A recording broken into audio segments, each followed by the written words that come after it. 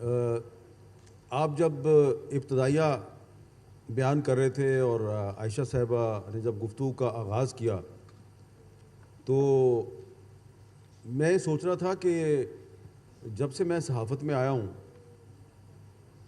یہ کوئی پہلا دور نہیں ہے کہ میں یہ سن رہا ہوں کہ جو صحافت ہے وہ خطرے میں ہے. ہم تو جب سے جرنلزم میں آئے ہیں 30-35 سال ہو گئے ہیں, ہر دور میں یہی سن رہے ہیں کہ سچ خطرے میں ہے, صحافی خطرے میں ہے, پاکستان ایک نازک دور سے گزر رہا ہے. اچھا, ہر دور میں جو خطرہ ہے اس کا نام بدل جاتا ہے. تو آج کل جو خطرے کا نیا نام ہے وہ ہے آرٹیفیشل انٹیلیجنس.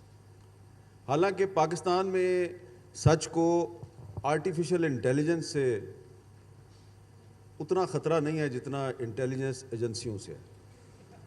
تو اس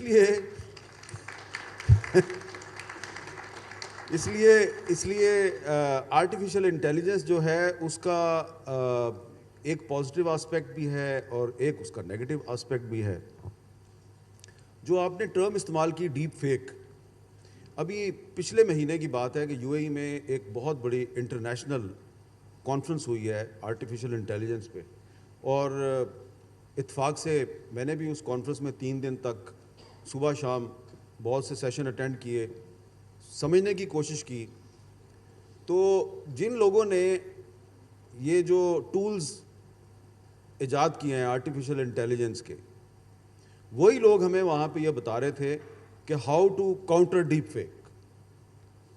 یعنی کہ دنیا میں اگر اس وقت آرٹیفیشل انٹیلیجنس جو ہے وہ اس کا بہت اس کی دھوم مچی ہوئی ہے اور آرٹیفیشل انٹیلیجنس کا غلط استعمال ہو رہا ہے, تو وہ کمپنیاں جو آرٹیفیشل انٹیلیجنس کو جنہوں نے انٹروڈیوس کیا اور اب اس کو پروموٹ کر رہی ہیں, وہی آپ کو یہ بھی بتا رہی ہیں کہ اس کو آپ نے کاؤنٹر کیسے کرنا ہے. تو اس میں اس کا جو ہے نا وہ کہتے ہیں جی ڈیٹیکٹ ٹیکنالوجی.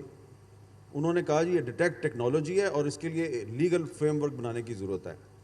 تو ابھی تو پاکستان میں میرا خیال ہے کہ ہماری حکومت کو تو اس کا پتہ ہی نہیں ہے کہ یہ آرٹیفیشل انٹیلیجنس جو ہے یہ کس طریقے سے ریاست کو یا سوسائٹی کو نقصان پہنچا سکتی ہے.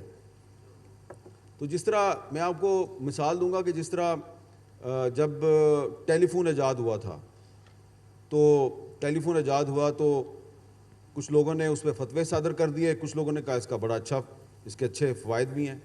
اسی طرح میگا فون ایجاد ہوا تو کچھ لوگوں نے کہا یہ جو میگا فون ہے, لاؤڈ سپیکر ہے, یہ تو اس میں سے تو شیطان بولتا ہے. تو کچھ لوگوں نے اس کو پازیٹیو استعمال کیا, کچھ لوگوں نے اس کو نیگیٹو استعمال کیا.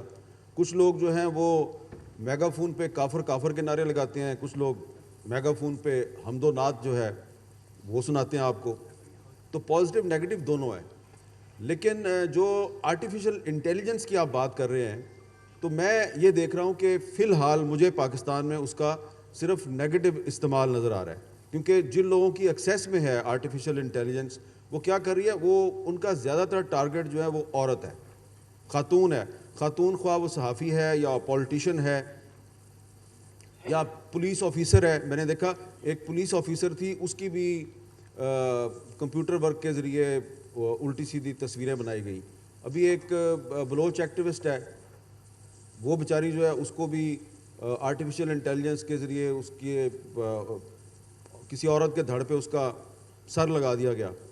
تو مرد جو ہے وہ کم از کم ہماری سوسائٹی میں آرٹیفیشل انٹیلیجنس کے جو منفی استعمال کے اثرات ہیں اس کا اتنا شکار نہیں ہو رہے, کیونکہ یہاں پہ سمجھا جاتا ہے کہ عورت کو ٹارگٹ کرنا آسان ہے, تو اس لیے آرٹیفیشل انٹیلیجنس کا نشانہ بھی عورتیں ہی ہیں فی الحال. تو میرا یہ خیال ہے کہ اگر جو آرٹیفیشل انٹیلیجنس کو انٹروڈیوس اور پروموٹ کرنے والی جو کمپنیاں ہیں, انٹرنیشنل کمپنیاں بہت سی, میں نام بھی آپ کو بتا سکتا ہوں, وہی آپ کو بتا رہی ہیں کہ اس کو کاؤنٹر کیسے کرنا ہے. مثلا جیسا کہ پچھلے دنوں ہمارے ایک دوست تھے, تو تھے نہیں بلکہ ہیں ابھی بھی ہیں, تو انہوں نے ایک کام شروع کیا کہ ایک پولیٹیکل پارٹی کا جو سوشل میڈیا سیل ہے وہ ٹویٹر پہ ٹرینڈ بنانے کے لیے آرٹیفیشل انٹیلیجنس کے جو بوٹس ہیں ان کو استعمال کر رہے تھے. تو انہوں نے اس پہ تھوڑی ریسرچ کی, کچھ انہوں نے گیجٹس ڈھونڈے اور سراغ لگایا کہ یہ پولیٹیکل پارٹی جو ہے اس کے پاس کتنے بوٹس ہیں اور یہ کیا کر رہے ہیں. اور جب انہوں نے اس کا اپنی ریسرچ مکمل کی اور سراغ لگا لیا تو وہ اپنی اب رپورٹ تیار کر رہے تھے کہ اچانک ان کو پتہ چلا کہ دوسری پولیٹیکل پارٹی نے بھی یہی کام شروع کر دیا. تو وہ اس کے پیچھے لگ گئے. اب بیک وقت وہ 2 پولیٹیکل پارٹیز کو مانیٹر کر رہے ہیں. تو اب ان دونوں کے بارے میں وہ میری ان سے بات چیت ہوتی رہتی تھی. میں نے ان کو کہا آپ ریلیز کریں, ہم اس کو انشاءاللہ ہائی لائٹ کریں گے. ان کا ایک دن فون آیا, انہوں نے کہا 2 اور پارٹیوں نے بھی یہی کام شروع کر دیا ہے. تو یہ جو ہمارے نوجوان ہیں جن کو ڈگری حاصل کرنے کے بعد نوکری نہیں ملتی, انہوں نے یہ ایک نیا کام ڈھونڈ لیا ہے کہ وہ تھوڑی سی اسکل پیدا کرتے ہیں. یہ آرٹیفیشل انٹیلیجنس کو سمجھتے ہیں تھوڑا, اور الیکشن قریب آ رہا ہے, پھر وہ مختلف پولیٹیکل پارٹیز کے جو امیر لوگ ہیں ان کے پاس جاتے ہیں اور ان کو بتاتے ہیں جی کہ یہ آپ کو اگر مشہور ہونا ہے یا اپنے جو مخالفین ہیں ان کو اگر آپ نے ٹارگٹ کرنا ہے تو اس کے لیے آپ کو ٹی وی چینلز یا اخبارات کی طرف جانے کی ضرورت نہیں ہے, ہم آپ کا کام کریں گے, یہ پیکیج ہے ہمارا اور ہم یہ کام کر سکتے ہیں. تو پالیٹیشین صاحب جو ہیں ان کو کچھ پتہ نہیں ہے کہ یہ کیسے کریں گے. وہ کہتے ہیں اچھا ٹھیک ہے بیٹا کرو, کتنے پیسے چاہیے, چلے جی ڈیل ہو گئی. تو وہ جو میں نے جس اپنے دوست کا ذکر کیا جو ریسرچ کر رہا تھا, اس نے مجھے ایک بڑی عجیب و غریب بات بتائی. اس نے کہا کہ 3-4 لڑکوں نے ایک ٹیک کمپنی بنائی ہوئی ہے, صرف 4 لڑکے ہیں وہ, اور وہی لڑکے جو ہیں وہ بیک وقت 3 مختلف پولیٹیکل پارٹیز سے پیسے کھا رہے ہیں اور ان تینوں پارٹیوں کو آپس میں لڑا رہے ہیں اور ایک دوسرے کے خلاف پروپیگنڈا کروا رہے ہیں ان سے, اور اس کے پیچھے انہوں نے بوٹس بنائے ہوئے ہیں اور بوٹس بھی چل رہے ہیں ان کے. تو میں نے ان سے کہا پھر تو یہ تو بڑا دھماکہ خیز بات ہے, آپ تو بہت بڑا کمال ہو جائے گا آپ کا.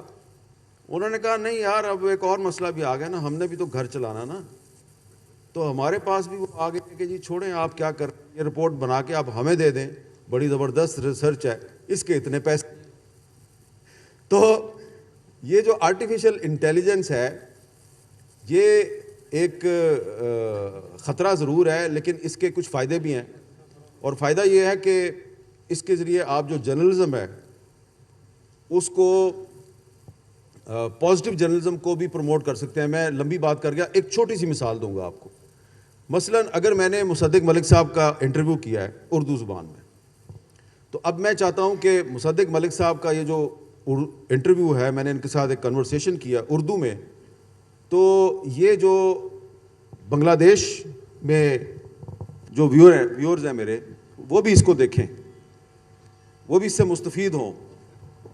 تو ایک ایپ ہے, میں ایک ایپ اپلائی کروں گا تو جو میرے سوال ہیں وہ بھی بنگالی زبان میں ڈب ہو جائیں گے اور ان کے جواب بھی بنگالی زبان میں ڈب ہو جائیں گے, اور جو سکرین ہے اس پر ترجمہ جو ہے وہ بنگالی زبان میں آنا بھی شروع ہو جائے گا, اور اس میں لگیں گے صرف 10 یا 15 منٹ. تو 30 منٹ کی جو کنورسیشن ہے اس کا بنگالی میں, عربی میں, انگلش لینگویج میں, ہر زبان میں ترجمہ وما اسکرین پہ وہ الفاظ, یہ 10-15 منٹ میں ہو جائے گا. اس کا نقصان یہ ہے کہ پہلے جو ترجمہ کے لیے ہم 3-4 سب ایڈیٹرز یا ٹرانسلیٹر جو ہیں ان کو تنخواہ دیتے تھے, اب ہم صرف ایپ خریدیں گے اور ایپ کو ہم اپلائی کریں گے اور ترجمہ خود بخود ہو جائے گا. اور اس میں انٹرسٹنگ بات یہ ہے کہ جو مصدق ملک صاحب کی جو آواز آپ سن رہے ہوں گے بنگالی میں, اور میرے جو آپ سوال سن رہے ہوں گے بنگالی میں, وہ جو میری اصل آواز ہے وہ اس کے بہت قریب ہوگی, ایسا لگے گا کہ میں ہی بول رہا ہوں. تو یہ چیز بڑی خطرناک بھی ہے اور بہت اچھی بھی ہے.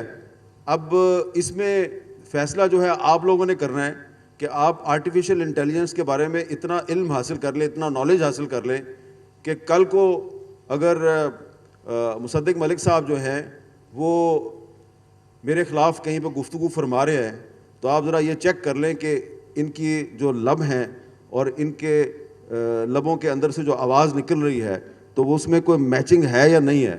ہو سکتا ہے کہ وہ آرٹیفیشل انٹیلیجنس کا کارنامہ ہو.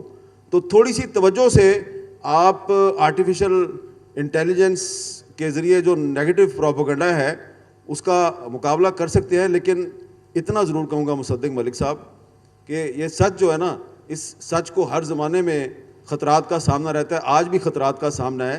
یہ آرٹیفیشل انٹیلیجنس ایک نیا خطرہ آیا ہے. تو 1-1.5 سال کے بعد آپ اور میں جب دوبارہ اکٹھے ہوں گے بشرط زندگی, تو ہم کہیں گے وہ ایک آرٹیفیشل انٹیلیجنس بھی تھی, لیکن سچ تو اپنی جگہ پہ ہمیشہ کھڑا رہے اور آئندہ بھی کھڑا رہے گا انشاءاللہ. یہ بتائیے میڈم, یہ تو بات میر صاحب نے بالکل صحیح کی ہے. تھوڑی سی اپلیکیشن آف مائنڈ کے ساتھ کچھ چیزیں ڈیبنک کی جا سکتی ہیں. اس وقت اب جو نئی ٹیکنالوجی آ رہی